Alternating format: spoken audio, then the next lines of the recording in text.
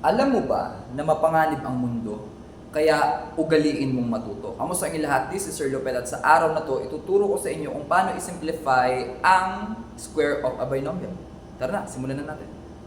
So paano yun? Halimbawa nakakita kayo ng x plus 2 raised to 2. So commonly ito yung nakikita nyo, di ba? And then, kapag nakakita kayo ng ganito, ang ibig sabihin niyan is kailangan natin isulat yung quantity x plus 2 ng dalawang beses. So, magiging x plus 2 multiplied by x plus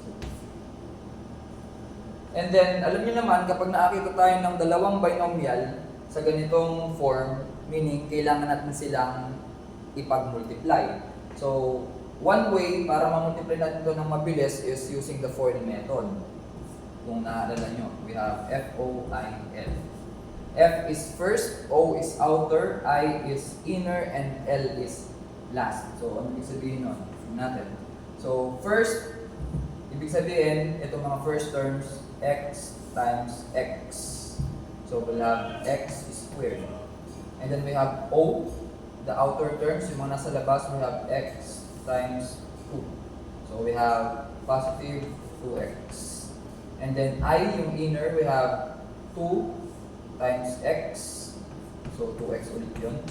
And then, we have 2 times 2, yung last term, we have positive 4.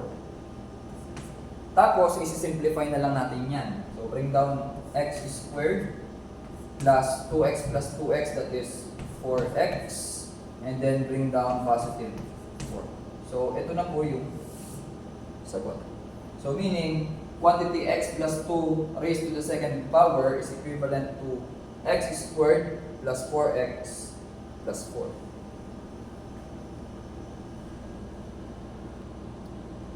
So, let's have another example. So, we have x minus 4 squared. So, ganun ulit. Susulat mo yung x minus 4 ng dalawang beses.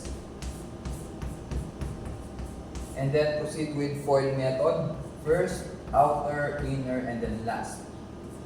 So first, we have x times x, x squared.